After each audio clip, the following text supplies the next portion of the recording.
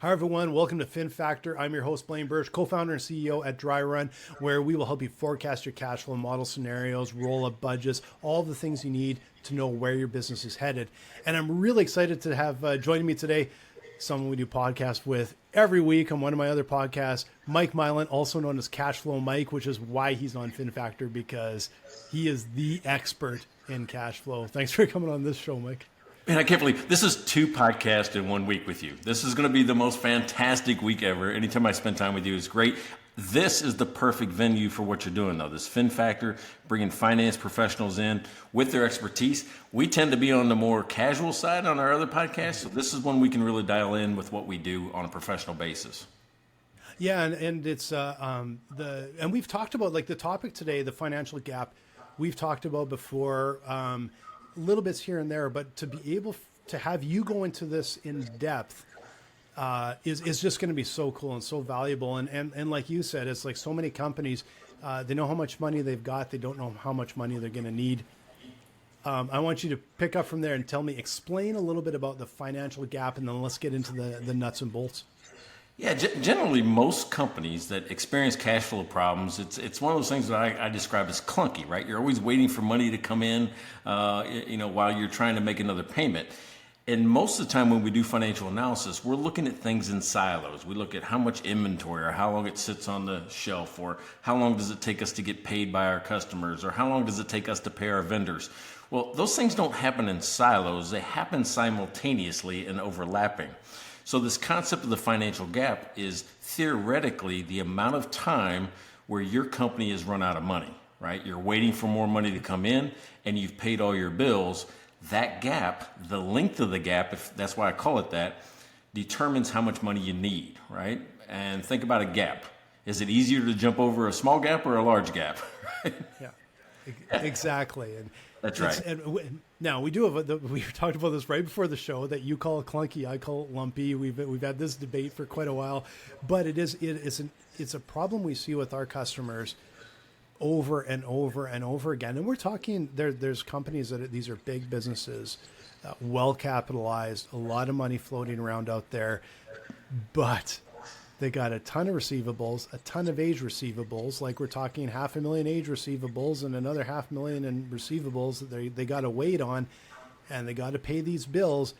And it's the timing of all of these things that creates the gap, because you don't want to hold out on, you got to pay your bills, right?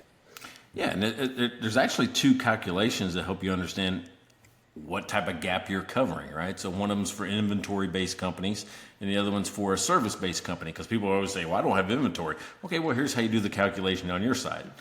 And the calculation is pretty simple. I'll just tell you. I know it's easy to do math on a podcast, but and I'll tell the story first, and then it'll explain the math. So the story is this, right? I mean, you order inventory, right? You're going to order inventory for somebody. The vendor brings it, and they set that inventory in your warehouse, and it sits there for a certain amount of time. But when they give it to you, they give you an invoice. And so you take that invoice, and what do you do with it? Well, you throw it on your desk, right? And that invoice sits on your desk for a certain number of days. These are happening at the same time. Then somebody comes along and buys a piece of your inventory. And instead of getting cash, you give it on credit, or you give that customer an invoice. Then what do they do with your invoice? Well, they take it and go put it on their desk, right? And it sits there for a certain amount of time. So then you pay your invoice, but you haven't been paid yet. The difference between that money coming in, which is inventory plus AR, and money going out, your AP, is the financial gap. So think about it this way. The math is inventory days plus AR days minus AP days equals the financial gap. Okay, I'll have to put that in the show notes, because it is it's simple. Yeah, it's simple, but when you explain it that way, it's like, yep, that makes perfect sense, right? And if you have a gap in there, like if you're gonna have a shortfall, it's gonna show up right there. Yeah, and I think the biggest thing to remember there is, because we're calling it a gap, you want that number to be as small as possible, right? So you want to do things that create a smaller number, like hold less inventory, or make it turn faster, or collect faster, or pay a little slower. That reduces the size of those gaps, those 3 moves. So, a couple big stories that kind of brings this home. You remember Dell computers, right? Yeah. Not remember, because they're like the number 1 computer company in the world right now, besides Apple. But Early on, if you remember, like in the probably late 1900s, early, I know you like it when I say that, early 2000s, Dell actually sold their computers to you first, right? You built it. You say, hey, I want this screen, I want this CPU, this much memory, this type of mouse. And you kind of created it with this checklist order form that they had, either on the internet or on a piece of paper and sent it in. So, but with that, you sent the money. So I sent my order and I sent the money, and 4 to 6 weeks later, a Dell computer shows up at your house. So think about what they were doing. They were collecting the money up front, building the product, and sending it back out. They didn't have a receivables problem. They didn't have an inventory problem, right? Because they only bought what they needed to build. Then came along CompuServe and Best Buys and all these other big box electronic stores. Dell had to change its business model. It couldn't just sit in a factory and build these things and ship them out when you ordered them. They had to build them up front, put them on the big box shelf, and wait for somebody to buy it, and then wait to get paid, right? So all of their inventory was now front loaded. Well, think about that. That's where like Michael Dell was thinking about growth. He was just trying to get more sales in the door. He says, well, that's a whole new channel. I don't have to wait for orders to come in. I can actually go put inventory out there and people will buy just automatically with no touch. Well, when he did that, that's where his quote comes from, is we were spending so much time looking at the speedometer that we forgot to look at the gas gauge, right? And what he meant by that was the speedometer was sales. Sales were increasing, speed was going faster, but they were running out of gas, right? Because they didn't realize how much money up front it would take and how long it would take to get paid. So that's kind of an example of how this works. And it's it's funny. Like we talk about this kind of stuff all the time too, where that time slips away because it's like you don't it doesn't register all the time that it's like, well, yeah, I got my contract and I start doing the work and then I invoice them and then it's net 30, but then they pay late and you start adding them up. And we've talked to you. I know you have. We talk with businesses all the time, and sometimes you're talking with them and finding out that, from when they'll start a project to the point where they're actually get their first payment, their first cash in the door, it can be 180 days. Like think about that, like 120, 180, and that's not weird. That's just how it is. And with some solid adjustments in how they set up their projects and the way they negotiate and how they do their billing and how all of the systems and processes in place can actually shorten that up. And all of a sudden it's like, yeah, you got your first payment within 30 days because you got something up front. And then you got this here that was actually into 90 days. But before we get into those types of service businesses, I want to dive in a little bit more on this inventory because we've talked a little bit about that before too. Like some of the challenges of inventory, and I know you have some stories from some of your clients about having inventory sitting there that they don't realize how detrimental that can be to their business.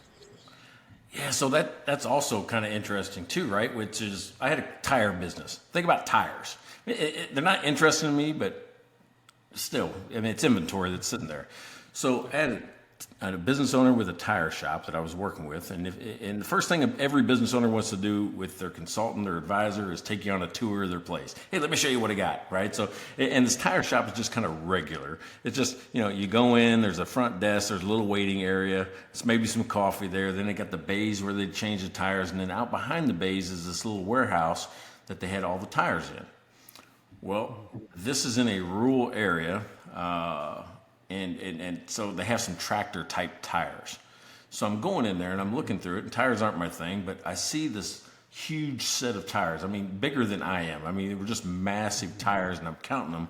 And I go, man, how many are there? Like 5, 10, 15, or 16 of these tires on the shelf. I said, how much those cost? He said, they're $3,500 a piece. I'm like going, shoot, that's $50,000. Just those tires sitting there. I said, well, how many of those do you sell in a month? He goes, I don't know, sometimes 2, 3. Whoever has a flat, we got them. That's why we keep so many, is because we're the guy that's got them here in town. I said, well, why do you carry 15, 16 of them? I said, how long does it take you to get them? Like 6 months? He goes, oh, no, we can get them in about 3 weeks. Well, I'm like going, you only need, because there's a calculation that tells you the exact amount that you need, so you never overorder, you never underorder. It's called PAR. It's periodic automatic reordering, and it's set up by a lot of big companies, but little companies can use it too. And the calculation is pretty simple. And it's how many do you sell per month, right? Just units, divided by the number of times you can get it per month, right? And then I always add in like a little safety amount, maybe one, just in case there's a run on them that week, or something like that. But if you can get something every week, that's 4 times a month. So if I'm selling 100, I don't need to buy 100. I do 100 divided by 4 because I can get it 4 times in a month. I only need 25. You're going to keep more money in your pocket. He only needs about $15,000 or so in product. 10 to 15, not 50. Think about the extra 40 grand he could have in his own pocket. And the amazing thing, so those of course are really expensive giant tires, a great example. But imagine there's probably groups of tires where they do a lot of turnover, where they're really common sizes, and they carry probably a lot of it. And imagine if you did that, not necessarily in every tire in the entire place, because a small business, that's tough for them to do. Maybe there's software that can help them with that. That would be actually cost effective for a small business. That's always the tricky part. But I bet you, just like those big tires, there might be 3 or 4 gaps there that they can go, let's just fix these ones. And suddenly you've got like you said, like 50 grand down to like 15 grand. If he has that sort of bucket, several other buckets in his business, he might have another 75, 80 grand in his pocket, and it's just running much more smoothly. Yeah, so where I got good at that, Blaine, was I ran 3 restaurants at one time, right? So when you got thousands of dollars a week going out in new orders, food, drinks, alcohol, those type of things, you learn really fast how not to overbuy, right? If you overbuy on steaks, guess what you're going to be doing? You're going to be taking steaks home before they go bad. Or your employees will help you eat them. It's one of those things. But it doesn't matter the volume. I just told you the one story about one set of tires, but you're right. That same mentality that he had on the big tires carried through to all the other tires, right? I had another client that does water repair, waterproofing for basements. And they just kind of guessed what was in their inventory. And then as they needed things for the jobs, they would just go to Home Depot. I said, hey, just, can you help me? Can you just do one thing for me? Can you just go count and see what you got in there, in the warehouse? So it took him about 2 weeks to count it, just because it's not something he wanted to do. And I said, well, if I told you there was money sitting in there, would you go count it? He goes, yeah. It's okay, we'll go count it. So he goes in. He thinks there's $50,000 worth of stuff in there. There was $146,000 of stuff in there. 146. Think about it. He's almost $100,000 off just on what he thinks. And that's what he gives the accountant. 50, just write down 50. There's 150.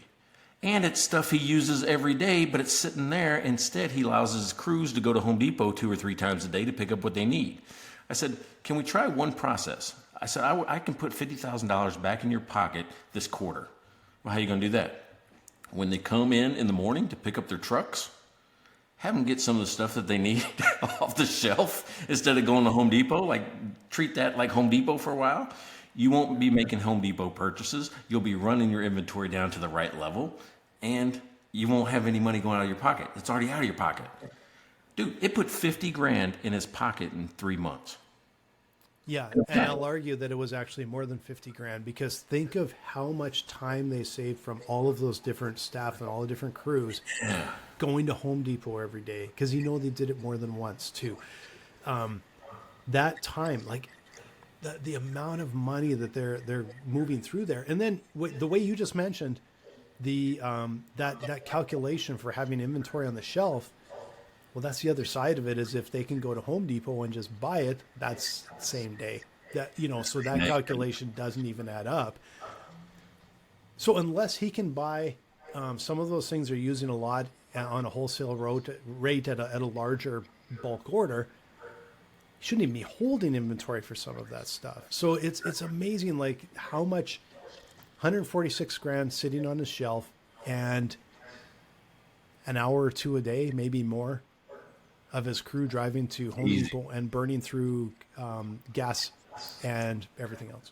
We made two or three what I call bite-sized consumable chunks of changes, right? Just little things that we did like that. Like, hey, just look at your job, go pick some things that you think you're going to use. That was the biggest change, right? Yeah. The first 6 months of 2022, this company lost $200,000. He hired me January 2023. At the end of 2022, he lost almost $450,000. Yeah. We changed it 180 degrees. By the end of 23, he made $450,000 and got an offer on his company for $3.5 million when it wasn't even for sale or whatever before that. So think about it. In 1 year, a few little changes changed his whole life. Yeah, it's unbelievable how much of a difference some of these things, systems and processes in place, can have on a business. And like you're talking about, we're not talking like a few percent swing. Like you're talking about burning $500,000 cash to making $500,000. It's almost $1 million swing there for a small business with everything they have right there. Just some smart changes. He had run this company for 35 years. He was in tears at just the change. He saw a dream materialize. He'd always wanted to buy another house in Florida. And he saw it materialize in 1 year. We were thinking a 5-year time period, and it happened in 1 year. Yeah. It's crazy. It's amazing. So, okay. So we talked a little bit about because inventory is obviously, like, you've dug into that a little bit. That's a real problem. And we can see where that gap can happen, but let's dive in now to some of the service businesses. Like that's where a lot of businesses that we serve are service businesses. You and I talked about it a lot, the lumpy cash flow and how much money is left on the table. It's like, for inventory, it's how much money is left on the table. With businesses, it's the hours that your staff are sitting idle, where you're not right up to capacity, but to that ideal sort of 80% range in capacity. You're not running over capacity. We've done the calculations, and we know service businesses on average leave 21% of their revenue on the table. They just flushed away. So talk a little bit about that type of business. Hey, I've got to tell you that's where I think I earned the nickname Cash Flow Mike. When it goes right down to it. I mean, my first business that was real. I took a janitorial company and morphed it into a hotel staffing company. All I was doing was selling people's time, right? Into this. And I worked with full service, high-end hotels and resorts, and quickly became a preferred vendor for Marriott and Hilton and Hyatt and those type of things. Opened 27 offices in 9 states in 3 years, right? Cranking through it. And almost lost my relationship, maxed out my credit cards, took their home equity line. I'm like, you're like, oh, damn, this guy's good. Yeah, except for all the stress. Yeah, exactly. I had to keep up with it, right? So, and it was this. That's when I learned about the financial gap. Like, am I going? Why is it like? How can I be so successful? I was seeing so much money on paper. I was paying tax on money I didn't have that I hadn't seen. Right? Here it is. I'm making this profit, but I don't have any money. Well, what was happening at that point in time is that Marriott was paying me in about 90 days. So think about that. I have a crew go to work. They work for a week. I send you an invoice that week. Next week, send you another invoice. Next week, send you another invoice. So every week, 3 months later, I get the first payment for the first invoice. Yeah. So think about what I'm doing in the meantime. What do you think's happening on my side? Employees are getting paid every 2 weeks. Guess who you can't wait 90 days to pay? It's like, hey, employees, when Marriott pays me, I'll pay you. Yeah, they ain't flying, right? A, it's illegal. B, who would work for a company like that? Yeah. So I'm making payroll. That's where I'm grabbing money wherever I could. I got in the restaurant business partly to solve that problem, which was, or at least in restaurants, I got cash coming in every day. I can kind of, loosen up my burden just a little bit. But I finally just got to a position where I had to go to Marriott and say, hey, listen, I realize that it's a thing where you want to stretch your payables, where you want to sit on invoices as long as you possibly can and then make the payment. I get it. I said, but that's okay to do with paper towels. These are people. You can do that with a paper towel company, not with people and people's paychecks and a young company like mine. I say, I need you to do something. I need you to pay a little bit closer to payroll, because if you would have had to hire these folks, you got to pay them every 2 weeks. So you're already getting quite a big benefit by waiting as long as you are. Yeah. That one conversation, I had that conversation with about 20 different hotels. It took my days receivables, right? How long it took me to pay from an average of almost 90 days to almost 40 days. Do you want to talk about the life-changing difference that made, right? Just shortening that time to collect. So yeah, that's a huge thing that I'm very passionate about. Well, and it always comes down to people do business with people. Relationships matter more than anyone thinks, even today. It would be easy, I think, to look at the numbers and purely look at, okay, if there's a problem in the numbers, there must be a solution in the numbers. But as you've sort of outlined, there's a problem in the numbers. The solution is generally with systems, processes, and people. Mm-hmm. And the business owner understanding, not just knowing, but understanding what the problem is, and then knowing the answer, like the process is going to take them out of that problem, but also the ability to negotiate can save a business, and can also take a numbers problem like this and turn it into something that works. You have to understand. You have to know it and understand it. Then you can maybe do something about it. Well, I would say to recognize that early, and don't wait till you're not sleeping, till your credit cards are maxed out, and all the things that I did wrong. I would say if you hear this and listen to it today, save somebody's relationships, even their personal relationships are probably struggling if all these other things are struggling as well.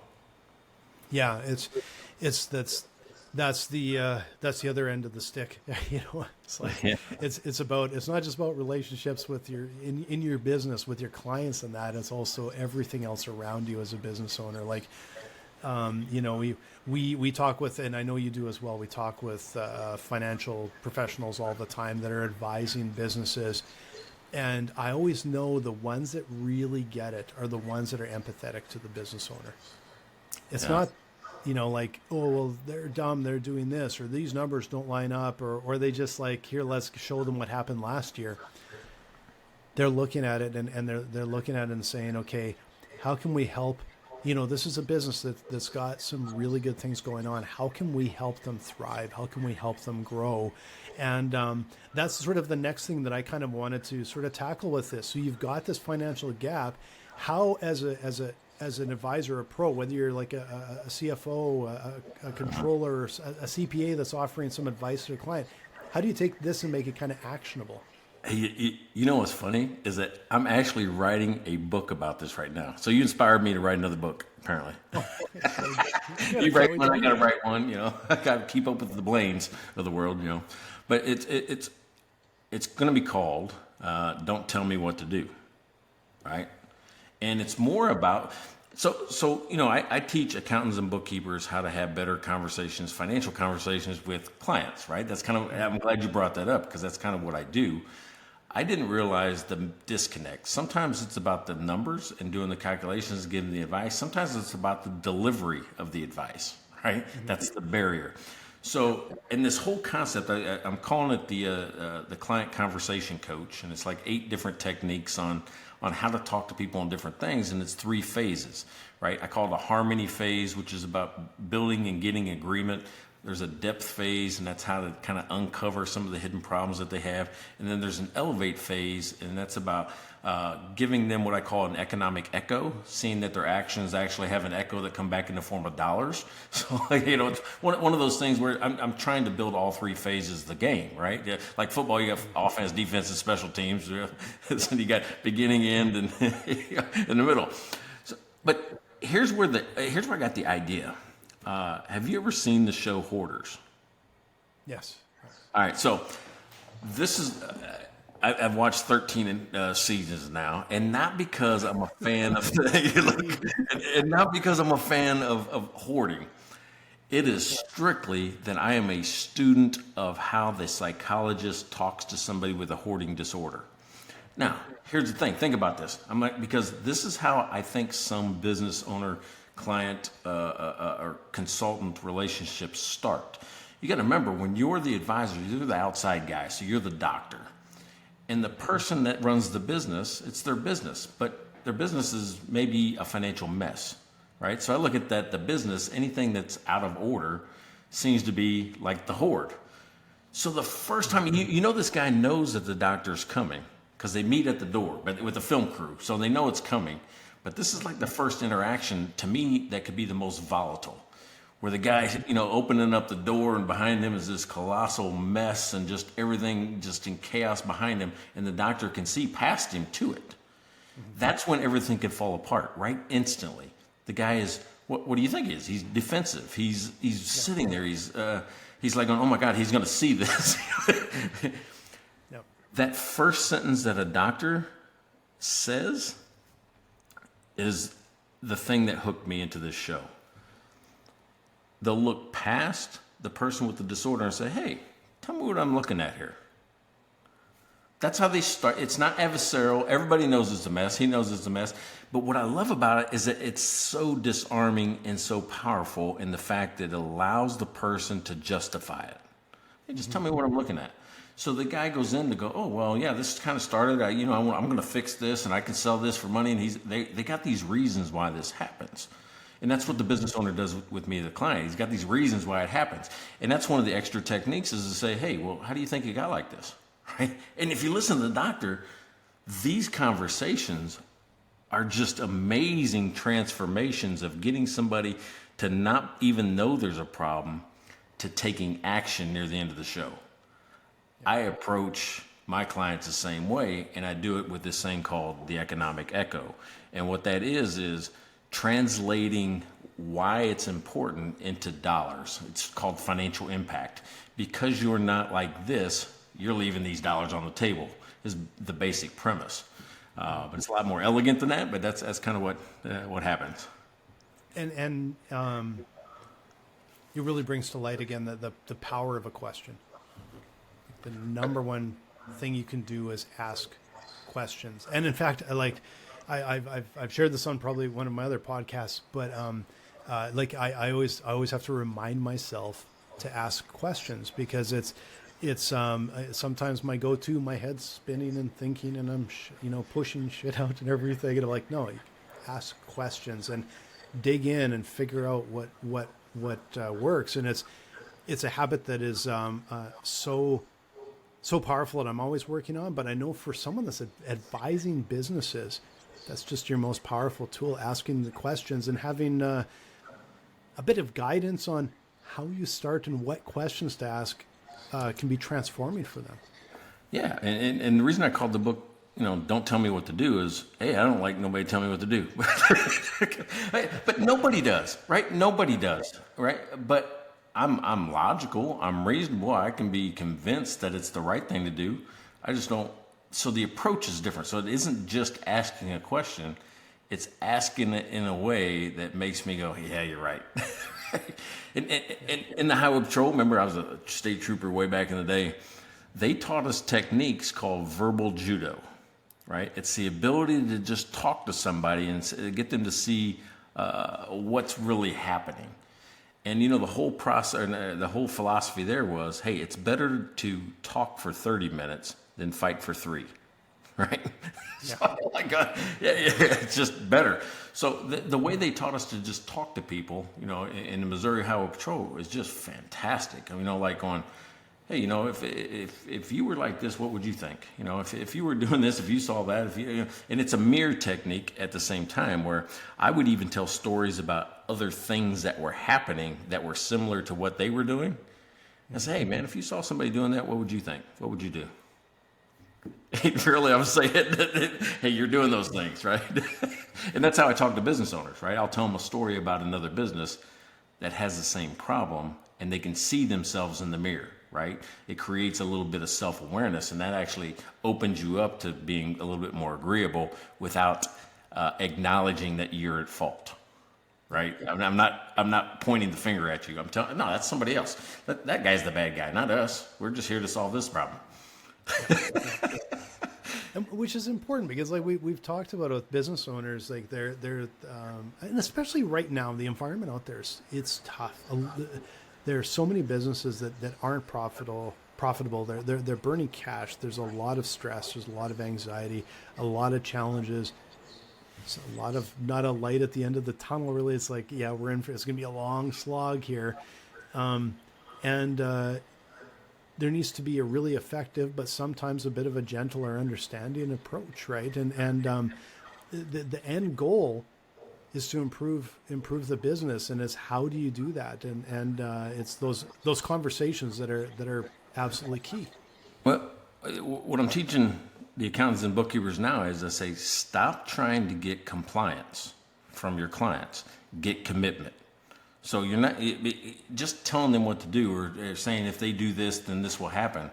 That's compliance. And you're just forcing them to take an action that is beneficial, but at the same time, they didn't come up with it, right? So you got to get commitment that this is the right thing to do. I mean, what would you do in this case? You know, how would you approach this different? You know, I mean, just getting them to come up with the answer before you say it. Like, you know, hey, what do you think's going on here? Then they'll say, well, I think it's operating expense. You know what? I did some analysis. I do too. I think it is too. Let's dig into that. Don't you think?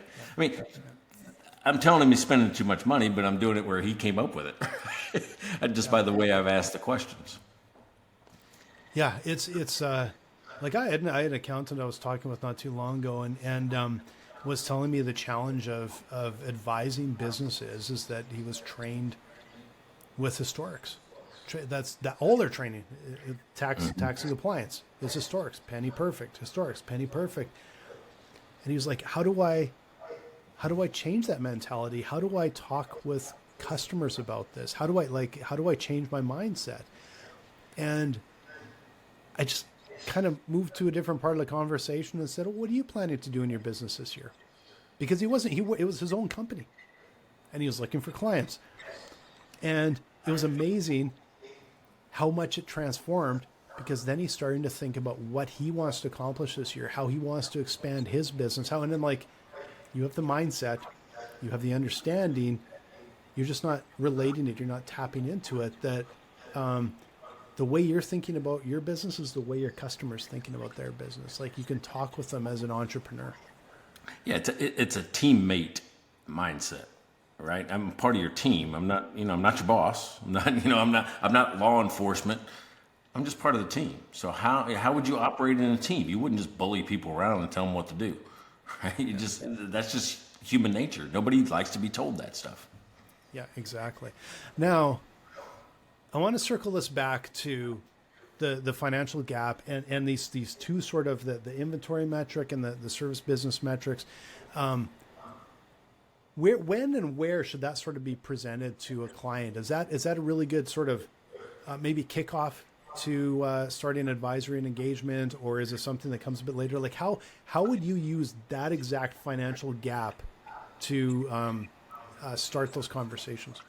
I actually have another technique I would do before this one, and I call it mining your business for hidden cash, and it kind of points me in a direction because it's divided into two different groups. One is cash generating activity. So think about that as vertical. It starts at sales and you take away things, operating expenses, those type of things until you get a profit. It's a vertical type of analysis. The second half of it is called cash conversion activities, right? So think about that as horizontal analysis. It's timing. How long does it take these things to happen? When I do that, it will typically point to if they have a cash conversion problem. That's really what this financial gap is about, is a cash conversion cycle. So when I see that there's a cash conversion problem, not necessarily a pricing or an expense problem, then I take them to the next step, which is, I call it the fast money formula, because I want money to move fast. Faster it goes, the smaller the gap, right? So that's when I move into it, because when I identify that the problem is cash conversion and not something else, it's not their price, it's not how they spend money again, but it's cash conversion, it's timing. Then I show them on using that formula that I call the fast money formula, AR minus or inventory plus AR minus AP equals the financial gap. I show them. Now, Blaine, I mean, you're an app guy. You built Dry Run. I built the Clear Path to Cash, which is a financial app that does these calculations for you. And so I built these cool little sliders in there where we can do what if scenarios. Hey, what if we had a little less inventory? What if we collected a couple days faster? What if we sat on an invoice a couple days later?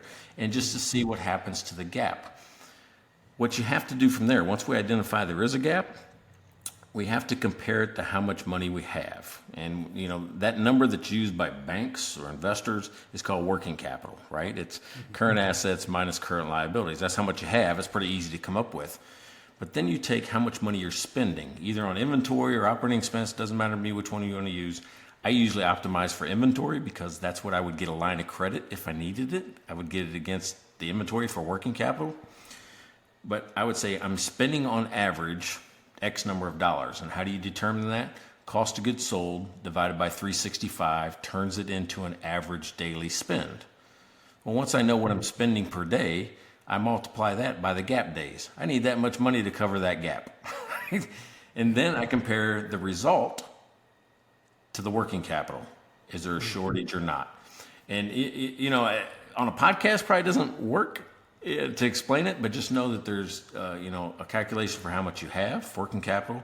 There's a calculation for how much you need, and that's called the cash shortage calculation. And that determines or compares how much you have versus how much you need. Yeah, and of course, anyone listening to the show here, you can go to cashflowmike.com or you can reach out to us and we can get you in touch. These are all first of all, the calculations are there. They're fairly straightforward. But what I think the overall picture here is that being able to walk into a business and you're helping them move that business forward, you're taking an advisory role with the business. There are just some simple and clear ways that you can take a step and help them, like you said, not telling them show them and help them come to the understanding of here's where it's at. Here's step one. Here's where it's at. Step two. Here's where it's at. And you can start to look at where the problems are. And then you're looking at, okay, how do we fix those problems? Well, how can we remedy those? Yeah. I mean, to me, you can only handle so much information at a time. So I try to break it down into those little steps. And what you're also doing is collecting quick wins. And they go, oh, that worked. Then that worked. Then that worked. And all of a sudden you've got a massive snowball of wins that are doing and generating a lot of cash for you. Yeah, it's like lifting the water level. It's just a bunch of little things that you do. This again, like an engagement like this to really have a fundamental difference on a business. This is not a 1 hour meet and greet. This is a dedicated, regular engagement that likely can go on for a really extended amount of time. Almost for some businesses, probably indefinitely, because it's just constantly finding where things are underperforming a bit and fixing them. And maybe the wins aren't those $450,000 in 1 year, but when they're $45,000 every quarter, because you're just constantly improving the business, it's moving the ball forward. Yeah, and if you're getting them wins, they're not going to leave you. You become part of the business now. You become part of it. And for a decade, I had a bad taste in my mouth about consultants, advisors, right? In 2007, I hired one for the restaurants. And they came in as a team, two guys, came in as a team. They kind of asked me about the business, and they asked me that question, hey, what do you think's going on? I said, well, I think I've got kind of a pricing problem. I've got kind of low employee morale because of this other issue, and there might be some inventory control problems. 2 weeks, they go back to their office. They came and produced almost a 1.5, 2-inch binder of stuff. And it said, I had a pricing problem, I had an inventory control problem, and a morale problem that was causing all my stuff, but no real solid reason. Like, well, wait a second. I just told you what it was, and you put it in a book and gave it back to me. So I did not trust consultants after that for a long time. The quality varies greatly, and but sort of proof is in the pudding when you and the fact that you can show them with their own data where they left money on the table. And the most important thing is it's not just, okay, here's what happened last year. It's here's how we can move it forward and improve it this year. It's the same when we're talking in dry run. We're saying we can show you last year the money left on the table, especially with the valleys in your cash and in your sales pipeline. But most importantly, let's take a look and start to spot those trends far enough ahead that you can do something about it. Because that's it's not like there's not much point to going, well, that's what happened last year. Well, hopefully it's better this year. No, This is how we're going to change things to move the needle for you guys. I like how you use hopefully. When my clients use the word hope, I would say, hey, listen, we're not smoking hopium here. Let's get real. Yeah. Yeah, exactly. It's that's where the rubber hits the road. Well, this has been a great episode, Mike. This has been so interesting to dig into this. I know you and I can talk about different financial concepts and things probably endlessly for till the end of time, but this was a great topic for today, talking about the financial gap and getting into some of the ways that you can actually talk to your clients about this and actually move the needle a bit here is super valuable. So tell me a little bit about, before we end the show here, some of the things that you do to help advisors, help businesses, and how they can get in touch with you. Yeah, basically what I have is at cashflowmike.com. I sell courses, right? I sell really two courses. One course is about the technical skills, how to learn the math, how to do the math, and give you almost 60, 70 different tools to do it with, spreadsheets, worksheets, those type of things. And then the second course uses the math, the skills, and teaches you how to execute with a client, how to have the conversations, how to build your offer, how to sell it, how to grow it. And there's a certification process after that, which is pass an exam and you become a clear path to cash professional. Now, I did want to say a couple things about books. I mean, I'm not here to sell books, but if you heard the math and you thought it was interesting and maybe you didn't write it down and missed it and wasn't in the show notes very well, Don't Be a Dumb Business Owner is a book of mine that I wrote, and all of the calculations are in this book. It's very well, spread out and not spread out, filled out to the point where you can follow along and do it in your own business. And the other book I wrote, Blaine, was a 7-minute conversation, how to analyze any business's financial statements in 7 minutes or less. And if you go to cashflowmike.com, download a copy for free. So that's 6 calculations on analyzing any business in 7 minutes or less. So appreciate you having me. This is fun. Yeah, this was a fun time. And I want to say out there, everyone, I've read both these books and probably more than once. And really just concrete. That's what I like about it. It's concrete and actionable. It's not like, well, it would be really nice. It's like, here's the meat. Here's the meat and potatoes. And I really value that. And they're always worth checking that out and checking out cashflowmike.com as well to talk with Mike. And I've seen what you've done for businesses and we talk all the time. And I, of course, believe in everything you're doing there and really appreciate you coming on the show. Yeah, grateful for our friendship. I appreciate it. Thank you. And thanks, everyone, for joining us. Please share, like, subscribe so you catch all of our episodes on FinFactor. And again, if you're looking for a way to move away from those ultra complicated spreadsheets, and the more complicated your business is, the more you should be coming and talking with us at Dry Run. We'll help you forecast that cash flow, manage it, model scenarios, like I said, roll up those budgets, but make it simple so that you can work with your team and with your finance pros, with your business owners, with your management team, all in one big team and get the most out of it. So come and visit us at dryrun.com. We'd love to show you what we got cooking here.